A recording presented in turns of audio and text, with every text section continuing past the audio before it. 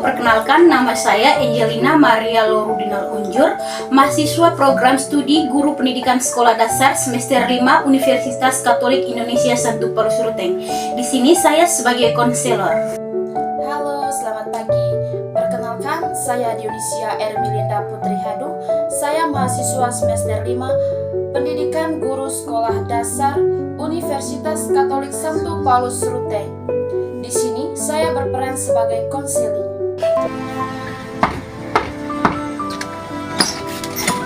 Selamat pagi. Selamat pagi. Silakan duduk. Terima kasih kakak. Perkenalkan saya Angel. Saya Putri kakak. Apa kabar Dek? Puji Tuhan, saya kabar baik kakak. Bagaimana dengan kakak? Puji Tuhan, saya juga kabar baik Dek. Sebelumnya saya mau tanya, Adek ini dari mana ya? Saya asalnya dari Manggarai Barat kakak. Oh ternyata dari Manggarai Barat. Adek dari Manggarai Barat tadi kesini menggunakan apa? Saya menggunakan taksi kakak. Oh, menggunakan taksi. Kira-kira perjalanan dari Manggarai Barat sampai ke sini tadi itu membutuhkan berapa lama ya, Dek? Kurang lebih membutuhkan waktu 3 jam kakak. Oh, ternyata perjalanan cukup jauh ya. Kelihatannya Adek sangat letih. Sebentar ya, kita ambilkan minum dulu. Ya,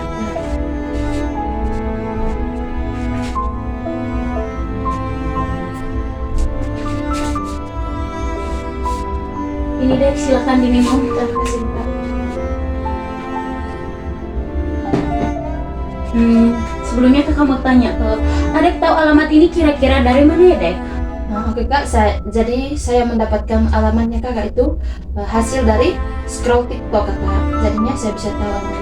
Oh, jadi Adek juga tahu ini dari TikTok. Iya, Kak. Kira-kira kesibukan Adek saat ini apa ya?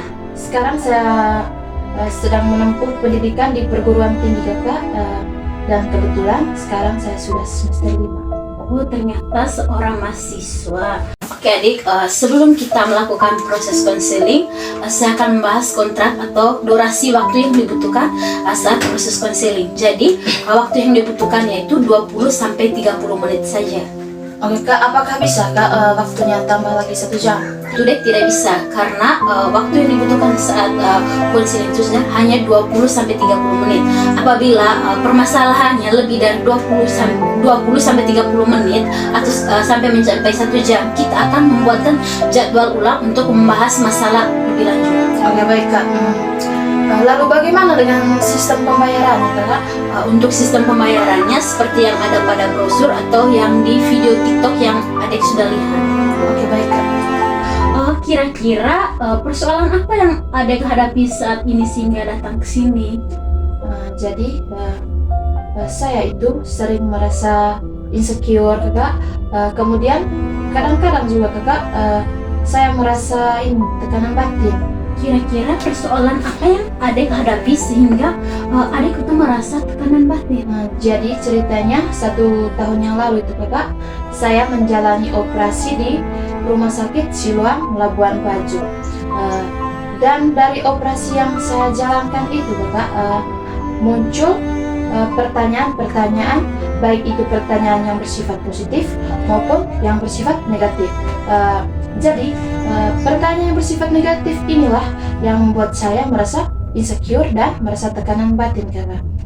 Karena banyak sekali pertanyaan-pertanyaan yang muncul itu dari sesama kaum.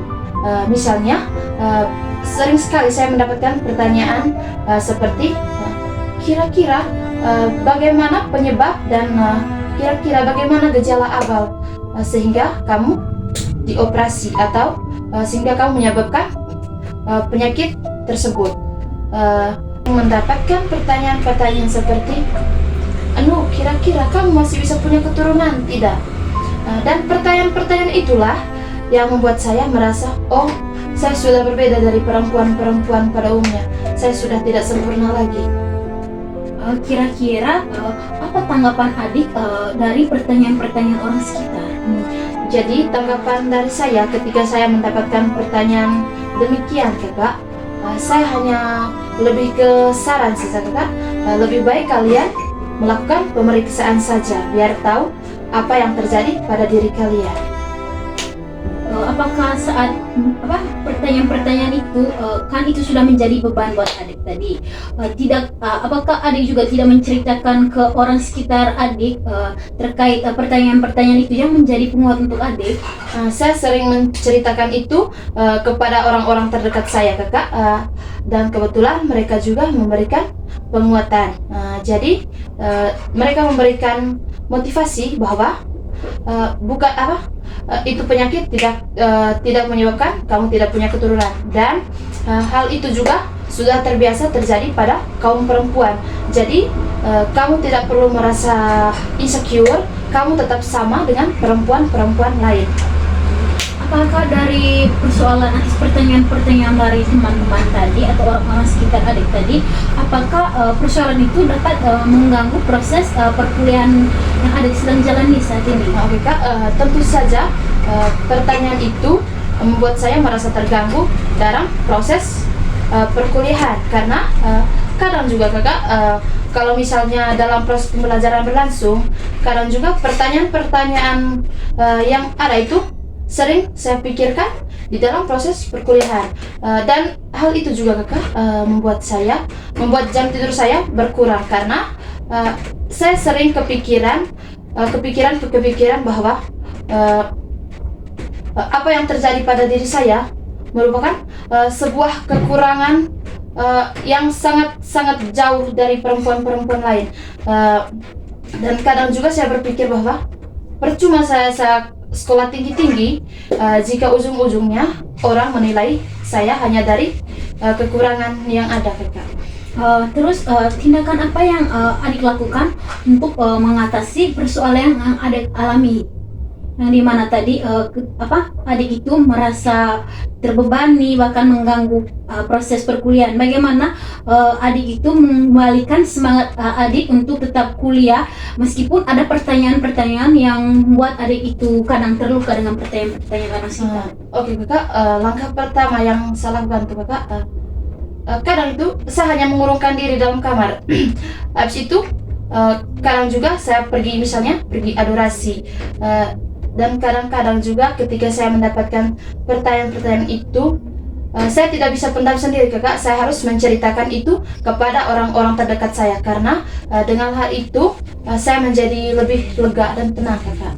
Berarti kesimpulannya ketika adik mencurahkan apa yang adik rasakan, berarti adik merasa dikuatkan oleh orang-orang sekitar adik juga meskipun ada pertanyaan-pertanyaan yang menyakitkan. Ya, benar sekali, Kakak. Baik, mungkin ada lagi yang ingin disampaikan? Tidak ada, Kakak, itu tadi sudah cukup. Berarti sudah lega ya setelah menyampaikan segala unek-unekan selama ini.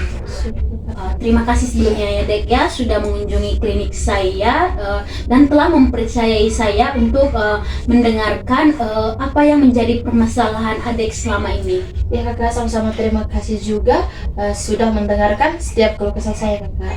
Oke, untuk selanjutnya adik silahkan isi formulir. Mungkin adik nanti akan membutuhkan saya untuk melakukan konsel yang kedua. Silahkan isi, adik, ya.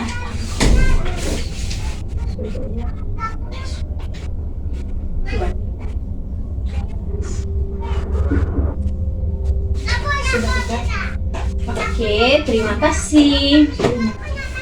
Terima kasih, Kakak. Saya permisi dulu.